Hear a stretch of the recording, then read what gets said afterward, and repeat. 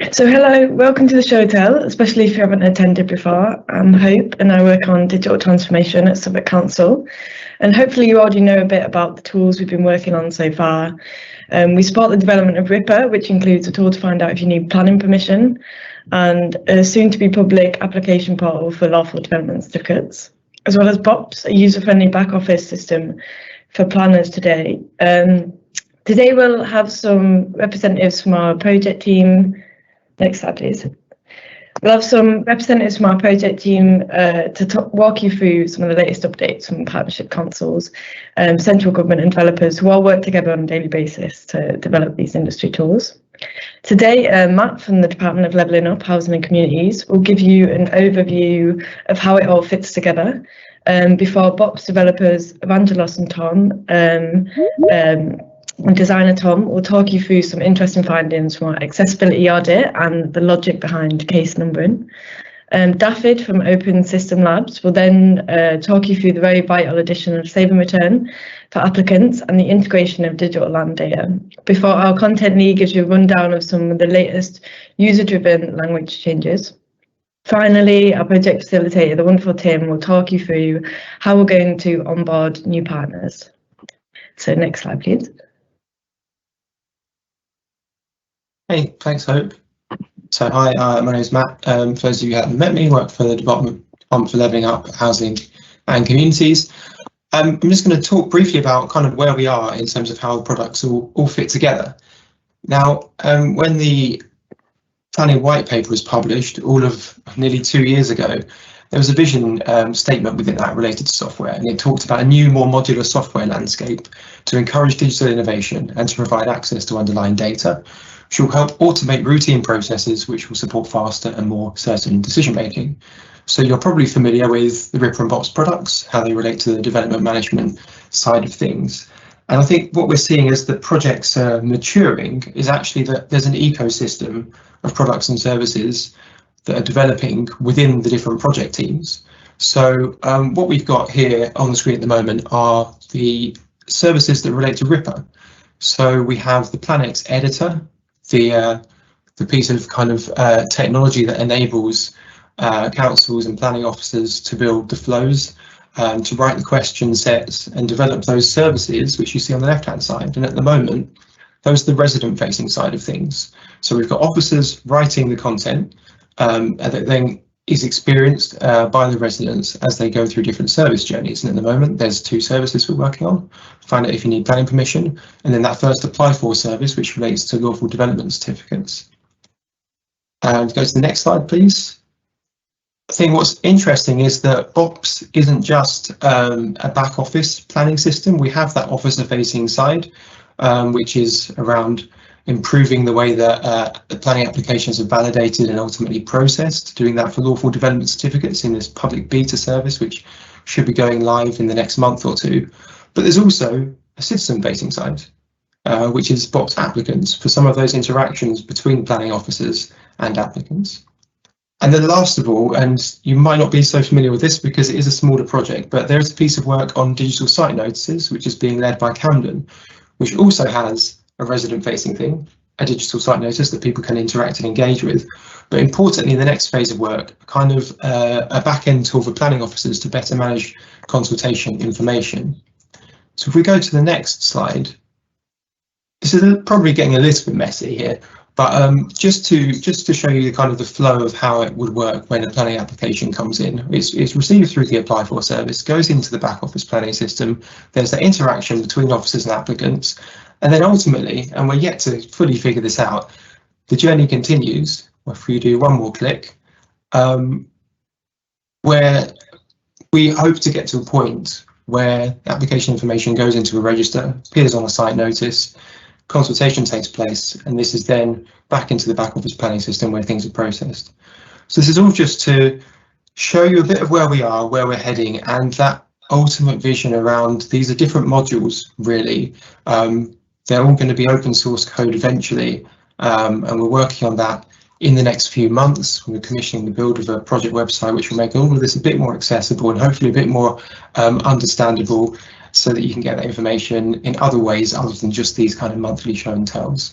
So we'll revisit these sorts of things in the future, I'm sure. But thank you, and I think it's over. Well, back to you, Hope, to tell us where we're going next.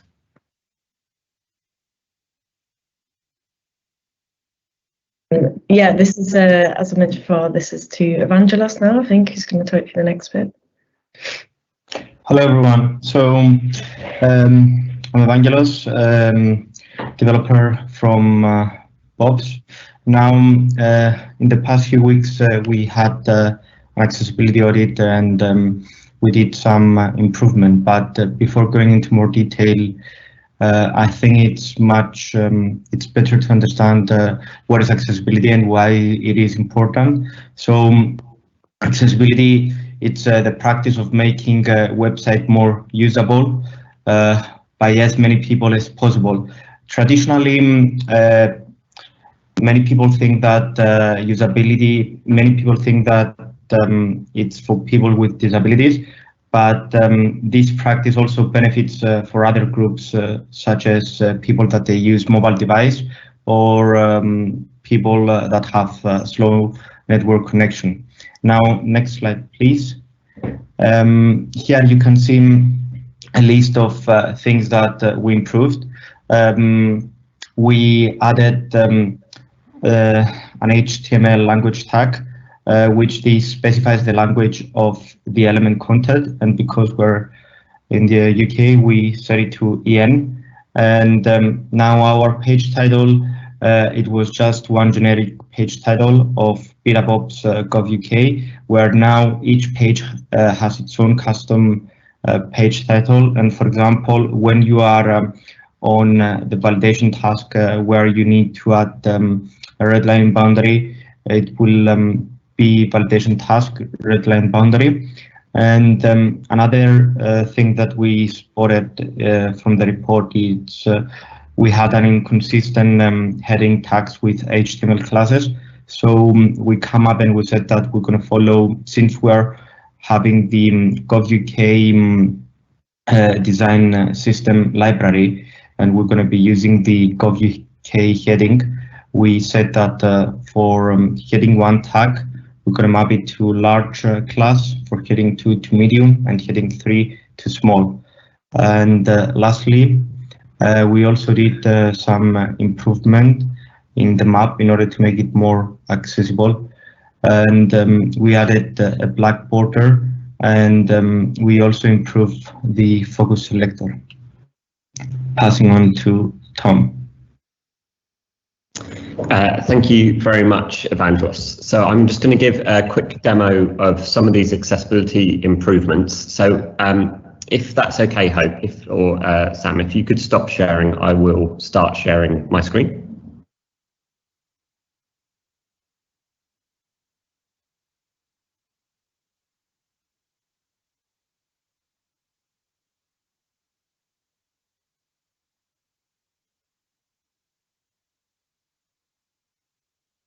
Perfect, thank you very much. So we're going to be looking at this page here. So this is the page that the applicant can see when they have been requested to make a change to their red line boundary. And they're able to navigate between content. So you can see we've currently we're going to jump between buttons by using their tab key on a keyboard, for example, or if they're using some type of accessibility tool or software, that's able to do the same process of jumping through content on the page. So as we navigate through, we can see that once we land onto the map, we get some text here that explains that this is an interactive map. So in this black box in the bottom part of the screen, it's an interactive map, and it shows our original red line boundary. And this was the one that was invalid that the officer has sent back. And if we navigate through, we can go through the controls on it, and then we come to the proposed red line boundary. And here the officer is told that this is the proposed red line. Again, navigate through. We can navigate to, yes, we want to accept it. No, we don't want to. In this case, yes, we're going to accept, and we can submit that. And the red line has been updated. So you can see that it works with a range of technology. So either with speech to text, text to speech, but also could be used for Braille outputs or a whole range of different accessibility softwares. So I am going to stop sharing, and I'll pass back to carry on with the slides. So the one of the other things that we did was improve the voiceover off. Accessibility. So yeah, next slide, please, Sam. One of the other things we did is we met some of the immediate requirements for Maps accessibility, but we know there's a lot more to be done. And we conducted some research working across both the teams, so the team working on Ripper and on BOPS, to look at the examples of best practice that come from across the sort of wider community. And so based on some work done by DEFRA, so the Department for Environment, Farming and Rural Affairs, they produced some guidelines for best practice, and we used those and did an audit of how we use maps within the Ripper and BOPS service to make a list of suggestions for future exploration and improvement. And those have been listed and they've been added to the open GitHub repository so that they're accessible there, and that we've got a sort of like a to-do list of future improvements so that we can keep making sure that we're at the sort of we're meeting the highest standards of accessibility around the way we use maps, which are obviously a key part of the planning system. Next slide, please.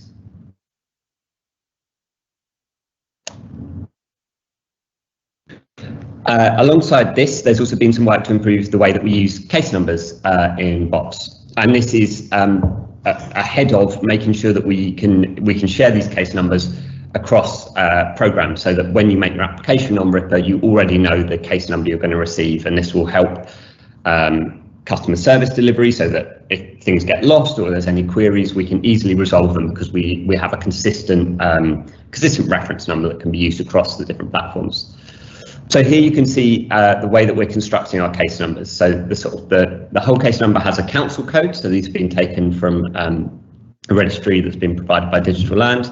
We have a year, we have a number, and we have an application type. So we're helping to build in lots of information into this application reference number to help it to be more useful to officers, and also to be something that's relatively easy to be read out by an applicant if they need to use a phone or if they need to copy and paste into emails or something like that. There's two ways this case number can be shown. So you can see at the top we have with a council code and one without.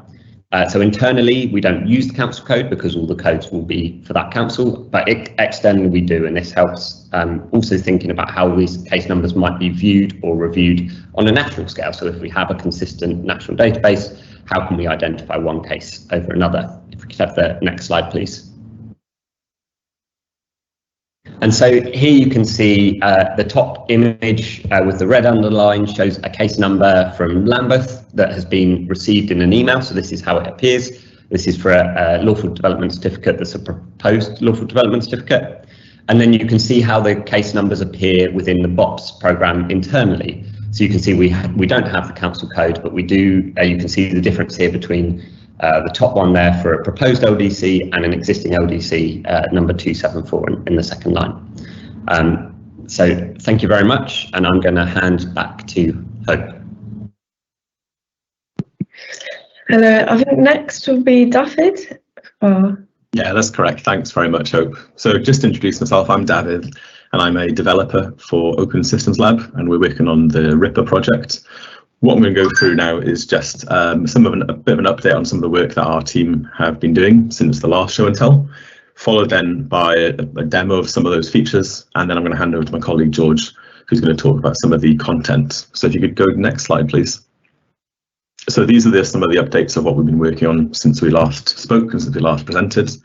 Very pleased to say that we've kind of worked together with the Digital Land team to integrate their API into our service, and that's now live on the staging environment. I will demo that in a moment as well, but just kind of a credit to Jess in particular and our team and all the team across the Digital Land working together very closely to get that in. That's a big step forward.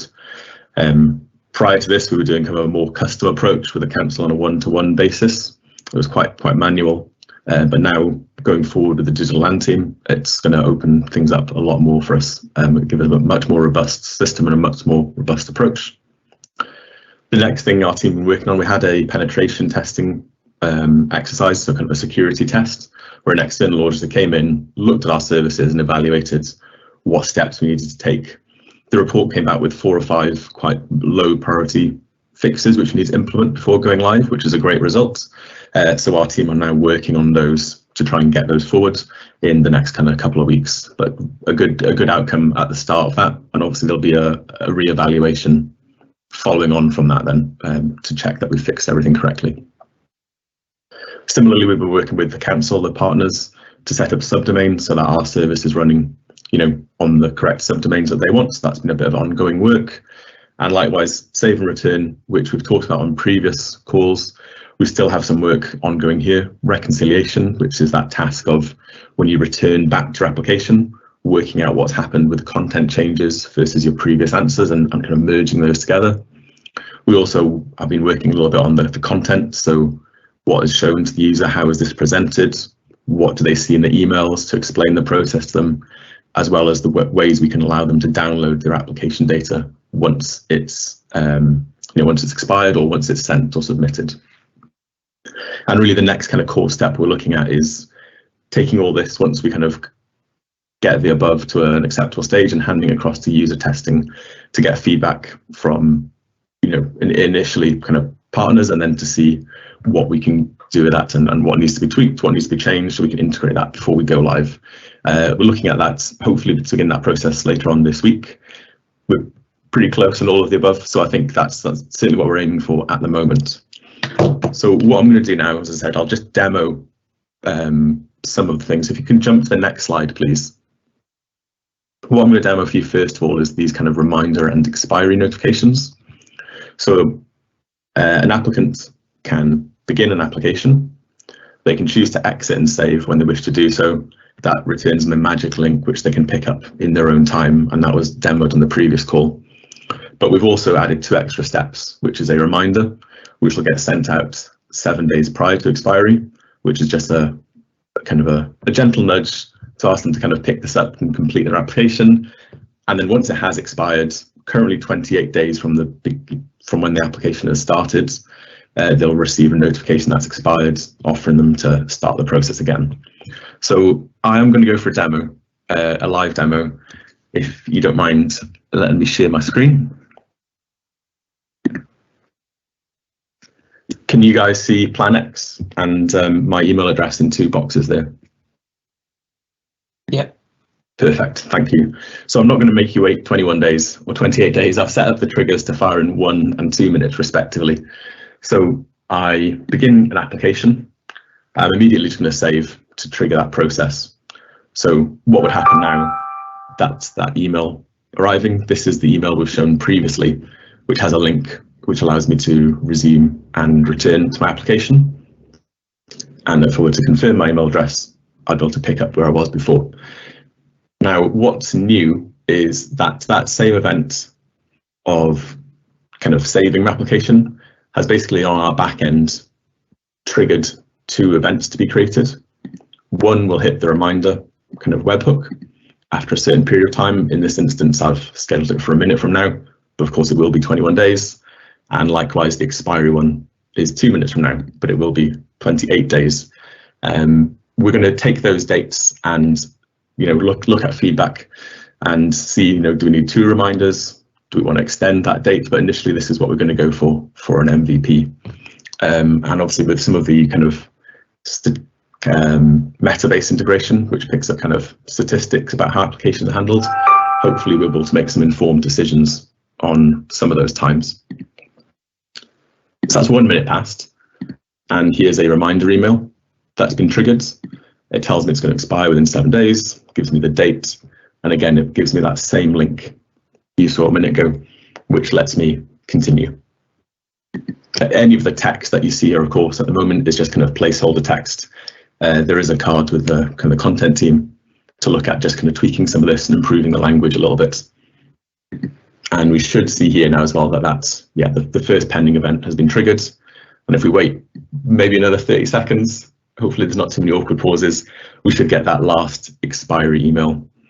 And I mentioned kind of the CSV downloads earlier on. We are looking at ways in which we can send an applicant so basically send them their data to say it has expired, but here are your answers. So we're looking into methods in which we can do that now. So that's that expiry email triggered. And there we go. So it just tells me that it's been expired. My data has been deleted. And again, it prompts me to return back to the service if I want to start anew. So that's that process. Very briefly as well, I'd like to show you the digital land integration. And it may not be a very exciting demo because the team have worked so seamlessly so that it doesn't look very different in all honesty.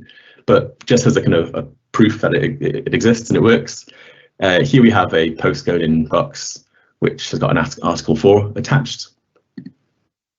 So it's this property here. And I go through my service and I'm going to draw a large outline just so I can maybe hit a few other restrictions as well. There might be some tree preservation orders or some listed buildings. If I go for a kind of a larger area here. And there we go. So that's picked up a number of restrictions related to that area which I drew. And this information is coming directly now from the Digital Land API as opposed to our own backend.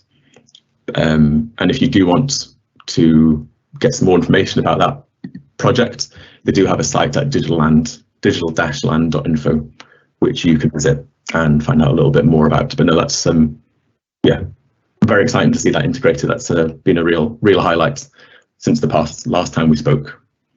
So what I'll do now is I'll hand over to George, who's going to talk us through some of the content updates, and I'll stop sharing my screen.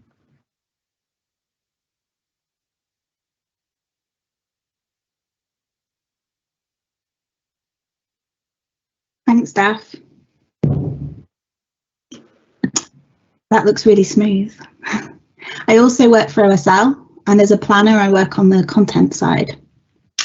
Today, I'll explain where we're up to with the component, draw an outline of the site, how we've improved the next steps at the end of the service, how we've benefited from user design content, improved the agricultural projects flow, and interpreted planning language for users.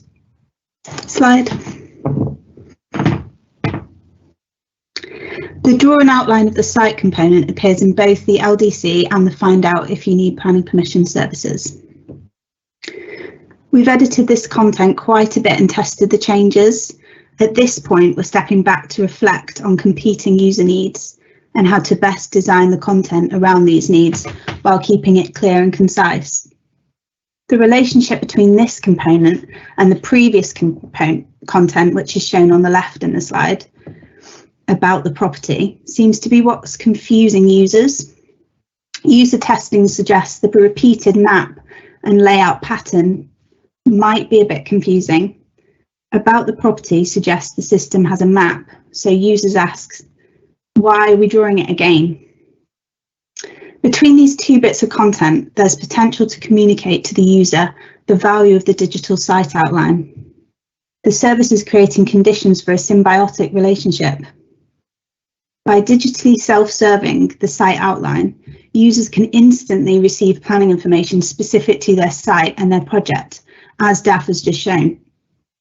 So to move this draw and outline content forward, our content editor has pulled together some user stories, which we've worked through and created new content in the help text. We're going to take this to a focused group for testing before we edit the service again.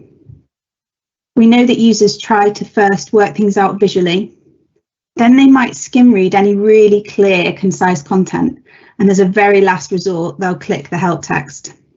So we're also interested in making the immediate content do the heavy lifting in terms of nudging the behaviour we're looking for, drawing the digital site outline.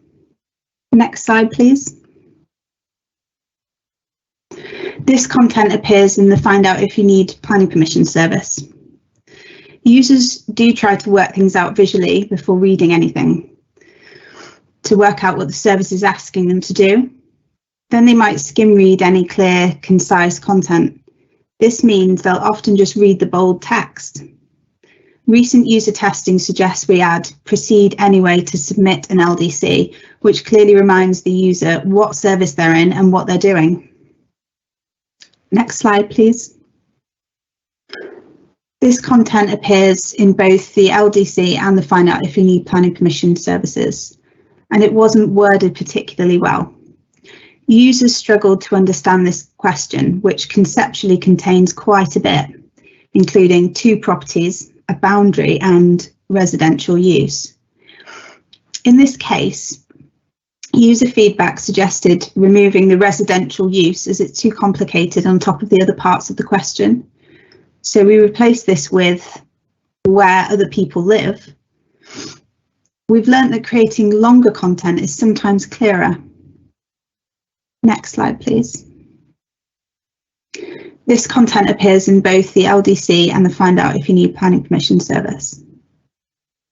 The agricultural project's content needs to adapt to the particulars of its legislation. Throughout other parts of the service, we use the word property to refer to any land or buildings that are subject to the works. In this flow, however, we use the term agricultural holding. We've realised that while this is very important, these terms need to be defined in plain English. One word that has confused users is protected building, and people assume this refers to listed buildings or scheduled monuments. It's actually a term specific to agricultural holdings, so we're building a glossary as well as putting the definitions in the service where the users need them. As well as using the right terminology for the legislation and making this understandable, we need to make sure the service is consistent. Users recently highlighted the inconsistent content in the slides, which we've sorted out now. Next slide, please.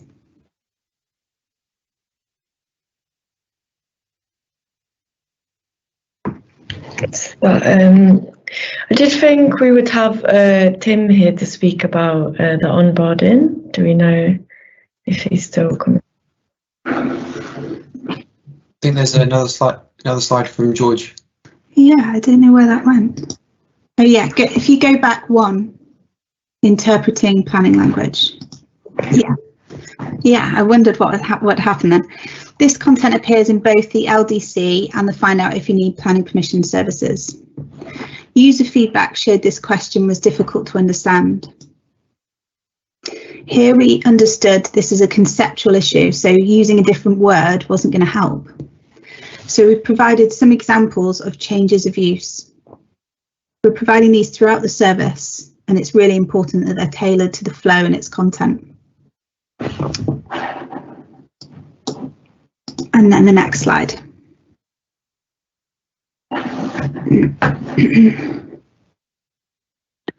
So yeah, if Tim's not here for now, we're just open the floor for questions. If anyone's got any, you should be able to add them in the link before the live broadcast. So we'll wait to see if any have come in. And thank you for getting involved. We hope you've enjoyed it, and we'd love to hear your questions. We're also happy to get any feedback on our service, and you can find, if you go to the next slide, please. You should be able to find our contact details here if you'd like to get in touch, or you can visit the project website and find out a bit more. We've got kind of old show and tells and sprint notes and stuff like that. So yeah, and also if you can make it to our next show and tell, that should be on the 22nd of June, and we will send the link out via our mailing list. So hope to see you again. And I hope so. We have received a few questions. Okay. I want to go through those. So first question, someone asked us to post a list of everyone speaking today, so I put that into the question chat, so everyone's listed there. Ed has asked, does the 7 and 28 days reset every time a change is made to the application, or is it set at 7 and 28 days from the first save? Yeah, I can definitely answer that. So currently, the minimum viable product we're going for is just set from the creation date. So it's a hard 28 days from the day it's created, but I'm sure it doesn't take a great deal of imagination to see that it would be better if it rolled. So as you made changes, you could maybe push that deadline out. That would be something we'll be working towards in the future. But currently it is just 28 days. Just to briefly say as well, the reasoning behind that is that it's quite a complicated application process which you go through. So what that means is you submit numerous answers working through the application, but between you saving and returning, the content of the application, so the questions, the structure, the order may have changed quite significantly. Obviously, we will work to reconcile your previous answers to make sure they're relevant, but if a question has changed or something's been added or deleted, we need to handle that. So that's why we've currently got a limit on that, to try and reduce that kind of complexity of, a long time between starting and finishing a process. But as services get more stable, we hope that we'll be able to extend that and maybe have that as a rolling period as well. So I hope that answers the question. Great, thanks, David. Hopefully that makes sense, Ed. If you have any more questions, just add it now and I can pick it up. We have got a few more questions that have come through. So someone has asked, we use crystal reports to analyse our planning data in our uniform system. How will we be able to do this via a web-based system? Not sure who wants to pick this one up. I don't know, Evangelos, if you want to offer. So in part of this is getting access to the data that's held about the planning applications. So maybe if you could just explain a bit about the way that we store data and how it can be made accessible.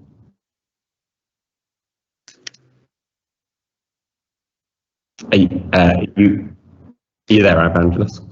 Yes, sorry, I was muted. So we do have an API that we can return some data of the planning application, and if someone is interested, then we can share our API documentation and have further discussion. Yeah, so just to add to that, is something we're conscious of is the way that we built it around the idea that we have an API that can be used to integrate with various different outputs, and we're keen to keep developing the structure of that to meet the needs of reporting, of register, of various other outputs that may be necessary, even building control or enforcement, as may want to consume that data. So that's something we're sort of conscious to work on with partners going forwards. Great, thank you. And the next question from Martin is, picking up the constraints from the digital land is amazing. Sorry if I missed this, but is this available nationwide? Yeah, I'd definitely second that. I think it's amazing as well. Currently, no, it's not nationwide. It's just for certain partner councils, and digital land are onboarding councils kind of one at a time and doing that process, which we previously did, which is giving them standardized formats to publish their data in, managing to hook it up and integrate to their services. So they're working very hard with the current partners and looking to onboard the next lot as well, which is a whole other process. So not currently nationwide, but that's certainly the long-term aspiration. Great, thank you. And then we have got another question from Alex, who said, this is really interesting. Thank you, Alex. And they said, are the test users from a range of backgrounds? Do some of them have a limited knowledge of planning? So I can answer this on the Ripper side. So with Ripper, the way that partners have been looking for testers is each of us, we do regular mail outs. So that includes mail outs to anyone that has applied for planning to us, applicants and agents, for example, within the last month or the last year.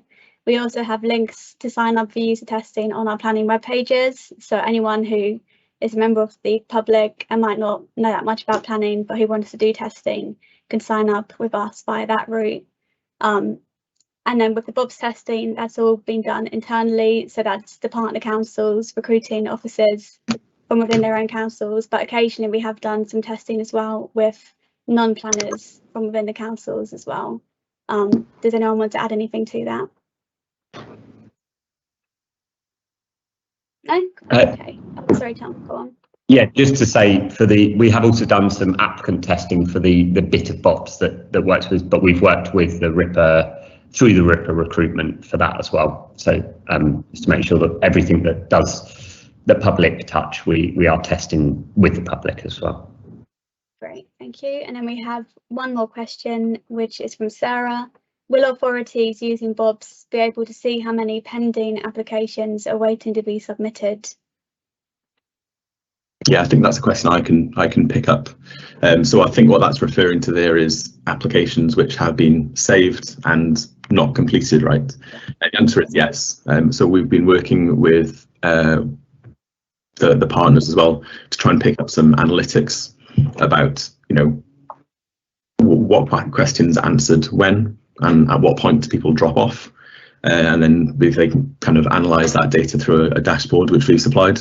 So I think that's going to be really insightful, is to know, you know, maybe even which question makes an applicant drop off, or how long is it between dropping off and returning, or, you know, how useful is that reminder email if we actually send it out? Do people then pick it up and answer a question within the next 24 hours, for example? So that's definitely data which is kind of anonymized analytics of what questions get answered when, which we're hoping to make more publicly available to our partner councils through this kind of analytics dashboard which we have.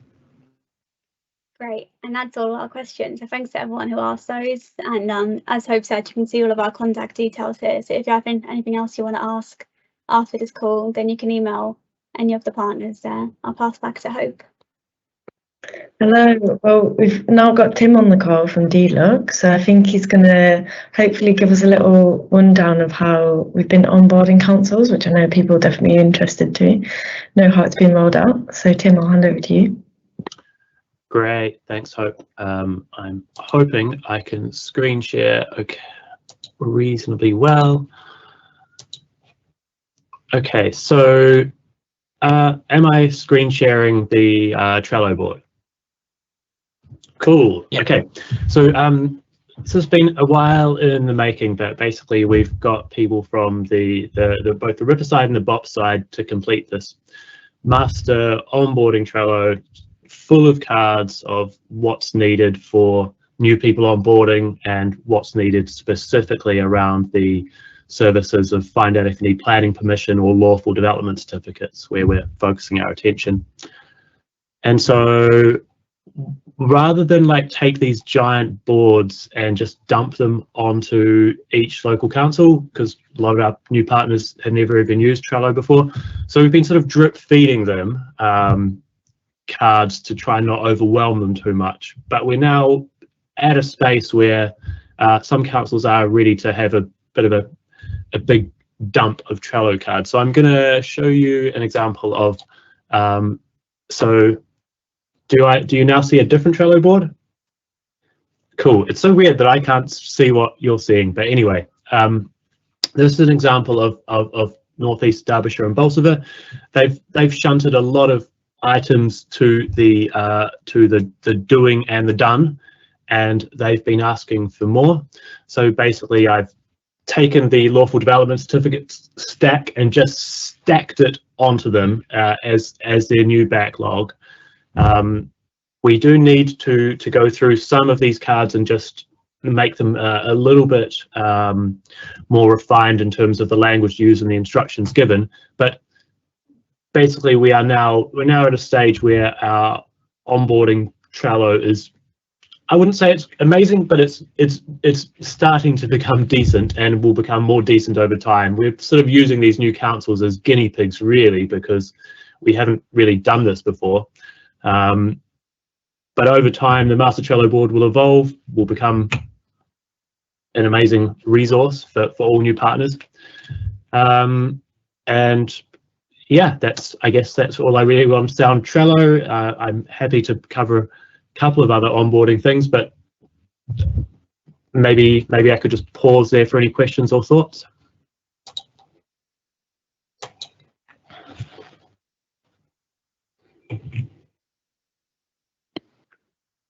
I'll assume, have you got any more questions for Noel, Freya? Nothing else has come up yet, just based on what Tim said, but maybe we can just wait one moment, see if anyone does post anything else. I guess the only other stuff I was going to say in terms of onboarding is like we're now assigning everyone new to the project roles, so the functional profiles like the subject matter user group and the BIP Ripper or BOPS product owners. Everyone new joining the project, we're assigning new people roles, capturing that in the spreadsheet, and also capturing all the existing Ripper and BOPS partners in this beautiful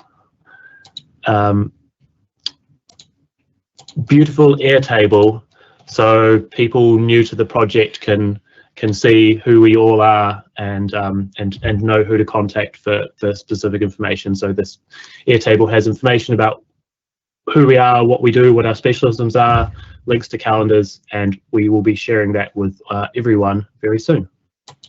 We have just received a question for you, Tim. Someone has said, is there likely to be a toolkit? Yeah, that'd be really cool. Oh man, I honestly, I hadn't even given that any thought at all.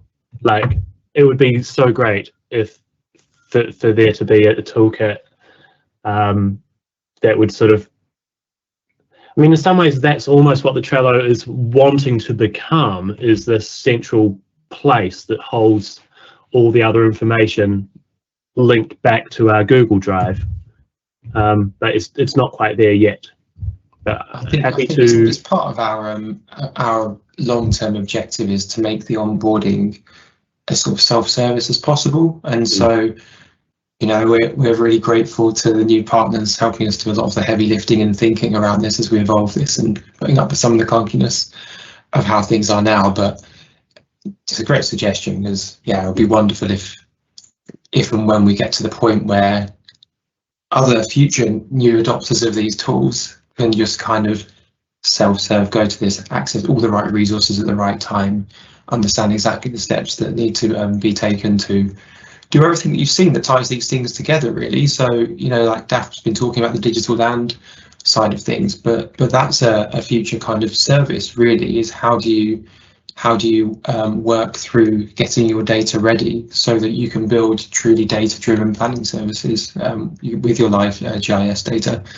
And as Tim's outlined, like, how does that link through to the new services as well, and getting ready for actually deploying those? So yeah, thanks for the suggestion. Right, so that is all our questions. So thank you to everyone watching for being so engaged and asking us so much. And there's the contact details again here on this slide. Yeah, thank you everyone for taking part. And just a reminder, I'll put on the next slide, just again, if you can make it to the next show and tell, it will be at the same time on the 22nd of June. So I think that's all for today. Goodbye, see you again.